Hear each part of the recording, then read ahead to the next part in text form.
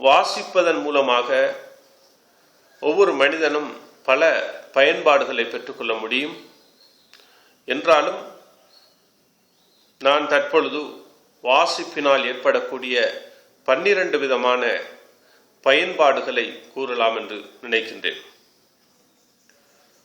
ஒரு மனிதன் ஒரு மொழியில் வாசிக்கக்கூடியவனாக இருந்தாலும் அல்லது பல மொழிகளில் வாசிக்கக்கூடியவனாக இருந்தாலும் இந்த பயன்பாடுகளை பெற்றுக்கொள்ள முடியும். அவற்றில் முதலாவது, வாசிப்பதன் ஊடாக சொல்வளத்தை அதிகப்படுத்திக் கொள்ள முடியும். எந்த அளவுக்கு நாங்கள் வாசிக்கிறோமோ அந்த அளவுக்கு பேசும் பொழுது அல்லது எழுதும் பொழுது வார்த்தை தட்டுப்பாடு வராமல் சரளமாக வார்த்தைகள் வரக்கூடிய ஒரு நிலை ஏற்படும். இரண்டாவதாக, தொடராக வாசிப்பதன் மூலம் ஒரு மனிதனுடைய நாவு சரளமாக பேசக்கூடியதாக, நாவன்மை மிக்கதாக, அவனுடைய பேச்சிலே சொற்சுருக்கமும் வசன சுருக்கமும் இனிமையும் ஏற்படக்கூடிய நிலையை காண முடியும். மூன்றாவதாக, வாசிப்பதால் ஒரு மனிதனுடைய ஆளுமை சிறந்த முறையில் அமைகிறது. அவனுடைய சிந்தனை தெளிவாக இருக்கிறது. நான்காவது, வாசிப்பதால் ஒரு மனிதனிடம் தகவல்கள் மிக அதிகமானதாக காணப்படும். எந்த துறையை எடுத்தாலும் அவனிடத்தில் அது சம்பந்தமான தகவல்களை பெற்றுக்கொள்ளக்கூடியதாக இருக்கும். ஐந்தாவது, வாசிப்பதன் மூலமாக ஒரு மனிதனுடைய கவலை போய்விடும். இன்று உலகிலே கவலையை போக்குவதற்காக தடுக்கப்பட்ட எத்தனையோ முறைகளை மக்கள் கையாள்கிறார்கள். சிலர் மதுபானம் அருந்துகிறார்கள், போதை வஸ்துக்களில் ஏனையவைகளை பாவிக்கிறார்கள். கவலையுடைய உச்சகட்டத்திலே சிலர் தற்கொலை கூட செய்து கொள்கிறார்கள். இவைகளெல்லாம் ஒரு மனிதனுடைய வாழ்க்கையிலே அவனை கஷ்டத்தில் போடக்கூடிய, மென்மேலும் துன்பத்தில் அவனை வீழ்த்தக்கூடிய நிலைக்கு அவனை தள்ளிவிடும். ஆனால் வாசிப்பை பொறுத்தவரையிலே கவலையை போக்குவதற்காக ஒரு மனிதன் கையாளக்கூடிய மிகச்சிறந்த ஒரு வழிமுறையாக இருந்து கொண்டிருக்கிறது. ஆறாவதாக, வாசிப்பு கல்வியை அடைந்து கொள்வதற்குரிய வழியாகும். ஏனென்றால் பொதுவாக அறிஞர்களுடைய கருத்து, ஒரு மனிதன் வாசிப்பின் ஊடாகவே அவனுடைய 70% அறிவுகளை பெற்றுக்கொள்கிறான், தகவல்களை பெற்றுக்கொள்கிறான். ஏனைய 30% மூலமாக அவனுடைய ஏனைய கல்விகளை பெற்றுக்கொள்கிறான். ஆசிரியர்கள் ஊடாக அல்லது வேறு வழிகளிலே அவன் அந்த கல்வியை பெற்றுக்கொள்கிறான். ஆனால் வாசிப்பின் ஊடாக 70% தகவல்களை பெறுகிறான் என்று சொல்லும் பொழுது நாங்கள் ஆச்சரியப்படக்கூடிய விதத்திலே இந்த வாசிப்பு அமைந்திருப்பது குறிப்பிடத்தக்கதாகும். ஏழாவதாக, ஓய்வு நேரத்தை மிக சிறந்த முறையில் பயன்படுத்திக் கொள்வதற்கு வாசிப்பை நாங்கள் பயன்படுத்தலாம். நிறைய ஓய்வு நேரங்கள் நமக்கு ஏற்படுவதுண்டு. அது எவ்வளவு வேலைப்பளு கூடிய மனிதனாக இருந்தாலும் அவனுக்கு ஓய்வு நேரங்கள் வரக்கூடிய சந்தர்ப்பங்கள் இருக்கின்றன. உதாரணத்துக்கு நாங்கள் சொல்லலாம், காரியாலயத்தில் இருக்கும் பொழுது அல்லது தோட்டத்தில் வேலை செய்யும் பொழுது அல்லது அரசாங்க தொழில்களிலே அல்லது தனியார் தொழில்களிலே ஈடுபடும் பொழுது அல்லது வீட்டில் இருக்கும் பொழுது, பயணங்களின் பொழுது, பல சந்தர்ப்பங்களிலே சிறு சிறு ஓய்வுகள் வரக்கூடும். அந்த நேரத்தில் எங்களுடன் கூடவே நாங்கள் ஒரு புத்தகத்தை அல்லது சஞ்சிகையை ஒரு பத்திரிகையை வைத்து கொண்டிருந்தால் அந்த நேரத்தில் நாங்கள் உச்சகட்ட பயன்பாடை அடைந்து கொள்ள முடியும். ஒரு வீசப்பட்டு கிடக்கும் ஒரு ஒரு ஒரு பத்திரிகை துண்டை எடுத்தால் கூட நாங்கள் அதை வாசித்து பயன் பெற முடியும். வாசிப்பு தாகத்திலிருந்து நாங்கள் நிறைவு பெற முடியும் என்பதையும் இந்த இடத்தில் நான் கூறிக்கொள்ள விரும்புகிறேன். எட்டாவதாக, வாசிப்பின் ஊடாக ஒரு மனிதனுடைய சிந்தனை உற்சாகம் அடைகிறது. சிந்தனையிலே சோர்வு ஏற்படுவதுண்டு. வாசித்தால் அந்த சிந்தனைக்கு உற்சாகம் ஏற்படும். அந்த மூளை சிறந்த முறையிலே சிந்திக்க ஆரம்பிக்கும். அது மாத்திரமல்ல, அவனிடத்திலே விவேகம் ஏற்படும். வாசிப்பதனூடாக இரத்த நாளங்களில் சுறுசுறுப்பு ஏற்படுகிறது என்ற கருத்தை கூட அறிஞர்கள் கூறியிருக்கிறார்கள். ஒன்பதாவது, வாசிப்பு ஒரு மனிதனுடைய சிந்தனையை தெளிவுபடுத்தும். அவனுடைய பேச்சை ஒழுங்குபடுத்தும்.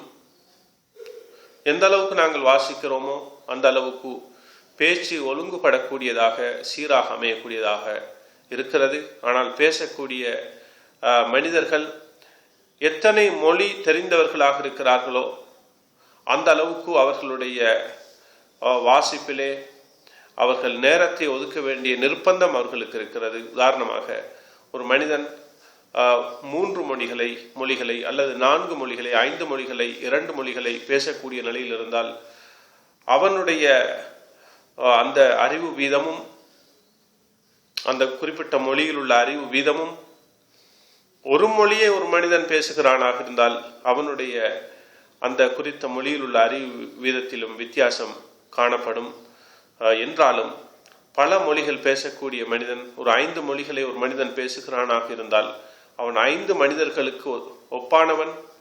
அந்த ஒரு மொழியை அறிந்தவனுக்கும் 5 மொழிகளை பேசக்கூடியவனுக்கும் இடையில் பாரிய வித்தியாசம் இருக்கிறது என்பதையும் இந்த இடத்தில் நாங்கள் கூறிக்கொள்ள வேண்டும்.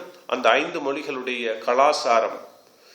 கலாசாரங்கள், நாகரிகங்கள், அவனிடத்திலே அது சம்பந்தமான அறிவும் இருக்கும் என்பதும் இந்த இடத்திலே இன்று குறிப்பிடத்தக்கதாகும். 10ஆவதாக, வாசிப்பு பழக்கம் உள்ளவனுடன் உரையாடும் பொழுது இனிமை ஏற்படும். அவன் சும்மா இருக்க மாட்டான். அவனிடத்தில் நிறைய தகவல்கள் இருக்கும். அவனுடன் பேசக்கூடிய நேரத்திலே நிறைய தகவல்களை அடைந்து கொள்ள முடியும். அதனால்தான் சிலர் கூறுகிறார்கள், பல புத்தகங்களை வாசிப்பதை விட நிறைய புத்தகங்களை வாசித்த ஒரு அறிஞனுடன் சிறிது நேரம் பேசினாலும் பல புத்தகங்களை வாசித்த அனுபவத்தை பெற்றுக்கொள்ள முடியும் என்ற கருத்தும் ஏன் சொல்லப்பட்டதென்றால், அதிகம் வாசிக்கக்கூடிய மனிதனுடன் பேசும் பொழுது அவனுடனான உரையாடல் இனிமையானதாக, அருமையானதாக இருக்கும். 11ஆவது, இந்த விடயம் மிக முக்கியமான விடயம். ஒரு மனிதன் சிறுபிராயத்திலிருந்தே அதிகமாக வாசிப்பு பழக்கம் இருந்தால் அவன் தொடராக, தொட்டில் பழக்கம் சுடுகாடு வரைக்கும் என்று சொல்வார்கள். உத்லுபுல் இல்ம மினல் மஹ்தி இலல் லஹத், தொட்டிலிருந்து, அதாவது மடியிலிருந்து மன்னரைக்கு செல்லும் வரைக்கும் நீங்கள் அறிவை தேடுங்கள் என்று இஸ்லாத்திலே சொல்லப்பட்டிருக்கிறது. இந்த அடிப்படையிலே நாங்கள் தொடர்ந்து சிறு பிராயத்திலிருந்து வாசிப்பு பழக்கத்தை நாங்கள் ஏற்படுத்தினால் அந்த பழக்கத்திலேயே எங்களுடைய மூளையும், எங்களுடைய இரத்த நாளங்களும், எங்களுடைய உடம்பும் அவ்வாறே பழகி கொண்டு வருமாக இருந்தால் அது வயோதிபம் வரைக்கும் தொடருமாக இருக்கும் பொழுது ஒரு மனிதன் வயோதிபத்திலே தேவையற்ற விடயங்களை பேசுவது அல்லது அவனிடத்தில் மறதி ஏற்படுவது அது மிக குறைவானதாக இருக்கும். இன்று கூடுதலாக நாங்கள் காணுகிறோம், ஒரு மனிதன் சிறு குழந்தையில் இருப்பதை போன்ற ஒரு நிலைக்கு வயோதிபத்தில் வருகிறான் என்ற உண்மை, அதனை யாரும் மறுக்க முடியாது. என்றாலும் அந்த நிறைய பேர் வயோதிபத்திலே மறக்கக்கூடிய ஒரு நிலைக்கு மாறுகிறார்கள். அதிகமாக மறதி அவர்களை ஆட்கொள்கிறது. ஞாபக மறதி நோய் என்ற அந்த நோயை நாங்கள் விட்டு விடுவோம். ஆனால் சுய நினைவில் இருக்கக்கூடிய நிறைய பேருக்கு அந்த வாசிப்பு பழக்கம் சிறுபிராயத்திலிருந்து தொடராக வராத காரணத்தினால், வாசிப்பு பழக்கமே மிக குறைவாக அல்லது அறவே இல்லாமல் இருந்த காரணத்தினால் வயோதிபத்திலே அவர்களுக்கு நிறைய மறதி ஏற்படுகிறது. இந்த மறதி நோயிலிருந்து ஒரு மனிதனை அந்த வாசிப்பு பாதுகாக்கிறது என்பது மாத்திரமல்ல, வயோதிபத்திலே ஒரு மனிதன் தேவையற்றவைகளை பேசுவது, உளறுவது என்று சொல்வார்கள். அந்த நிலை நிறைய வாசிப்பு பழக்கம் தொடராக ஒரு மனிதனிடத்தில் இருக்குமாக இருந்தால் நிச்சயமாக அது ஏற்படாது. அவனுடைய அந்த வயோதிப காலத்திலே 80, 90, 100 தாண்டினாலும் கூட அவனிடத்திலே அந்த தேவையற்ற விடயங்களை பேசாமல் தெளிவாக அவனுடைய பேச்சு அமைந்திருக்கும். வயோதிபத்துக்கென்று சில பலகீனங்கள் இருக்கின்றன. அந்த பலகீனங்களை அறவே இல்லாமல் ஆக்க முடியும் என்று நான் சொல்லவில்லை. என்றாலும் அவன் கொஞ்சம் நிதானமாக ஒரு தெளிவான சிந்தனையுடன் அந்த வயோதிப காலத்திலும் இருப்பதற்கு இந்த வாசிப்பு வழிவகுக்கும் என்றுதான் கூறுகிறோம். இறுதியாக 12வது, ஒரு மனிதன் எழுத்தாளராக இருக்கக்கூடும், அல்லது பத்திரிகை நிருபராக இருக்கலாம், அல்லது ஒரு இலக்கியவாதியாக இருக்கலாம், அல்லது ஒரு ஆசிரியராக சமூகத்துக்கு பல விடயங்களை சொல்லக்கூடியவனாக இருந்தால் அவன் நிறைய வாசிப்பு பழக்கம் உடையவனாக இருக்க வேண்டும்.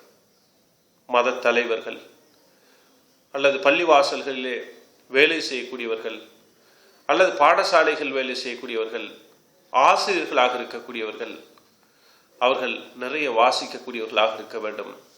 நாளாந்தம் காலையிலும் பகல் நேரத்திலும் மாலையிலும் இரவு நேரத்திலும் நிறைய வாசிக்கக்கூடியவர்களாக இருக்க வேண்டும். அவ்வாறு இருந்தால் நிச்சயமாக அது அவர்களுக்கு ஒரு கட்டுச்சாதகமாக அவர்களுடைய பணியை சிறந்த முறையில் நிறைவேற்றுவதற்கு உதவியாக இருக்கும். இன்று நூலகங்கள், பத்திரிகைகளை விற்கக்கூடிய இடங்கள், சஞ்சிகைகளை விற்பனை செய்யக்கூடிய இடங்கள் வாசகர்கள் குறைவு காரணத்தினால் தத்தளிக்கக்கூடிய நிலையை நாங்கள் காணுகிறோம். எனவே முஸ்லிம் சமூகத்தை பார்த்தும் பொதுவாக உலக மக்களை பார்த்தும் வித்தியாசம் இல்லாமல், மதங்கள் மொழிகள் வித்தியாசமின்றி நாம் சொல்லக்கூடிய அறிவுரை, வாசிப்புக்கென்று எண்ணிலடங்காத பயன்பாடுகள் இருக்கின்றன. நான் தற்பொழுது 12 பயன்பாடுகளை கூறினேன். வாசிப்பு ஒரு சிறந்த உணவு. உடலுக்கு நாங்கள் உணவை செலுத்துவதை போன்று, உணவை உட்கொள்வதை போன்று எங்களுடைய ஆத்மாவுக்கு உணவு தேவை. அந்த உணவை வாசிப்பின் ஊடாக பெற்றுக்கொள்ள முடியும். வாசிப்பது என்று சொல்லும் பொழுது நாங்கள் வாசிக்கப்படக்கூடியவைகளை தெரிவு செய்து நாங்கள் வாசிக்க வேண்டும். அல் குர்ஆனை வாசிக்க வேண்டும், நபி மொழிகளை வாசிக்க வேண்டும், இஸ்லாமிய வரலாற்றை வாசிக்க வேண்டும், இலக்கிய நூல்களை வாசிக்க வேண்டும். அசிங்கமானவைகளை நாங்கள் தவிர்த்து கொள்ள வேண்டும். பல கலைகள் சார்ந்த புத்தகங்களை, சஞ்சிகைகளை, பத்திரிகைகளை வாசிக்க வேண்டும். இன்டர்நெட்டிலே நிறைய ஆக்கங்கள் வருகின்றன. அந்த ஆக்கங்களிலே தெரிவு செய்து தரமான ஆக்கங்களை நாங்கள் வாசிக்க வேண்டும். வாசிப்பதாக இருந்தால் மிகவும் பயனுள்ள எழுத்தாளர்களுடைய, உலகத்திலே சாதித்த சாதனையாளர்களுடைய வாசிப்புகளை வாசிக்க வேண்டும். அவ்வாறான பழக்கம் இருந்தால் நிச்சயமாக எங்களுடைய வாசிப்பின் மூலமாக உச்சகட்ட பயன்பாட்டை நாங்கள் அடைய வேண்டும். அதற்கு நீங்கள் அனைவரும் முயற்சிப்பீர்களாக. வஸ்ஸலாமு அலைக்கும் வரஹ்மத்துல்லாஹி வபரகாத்துஹு.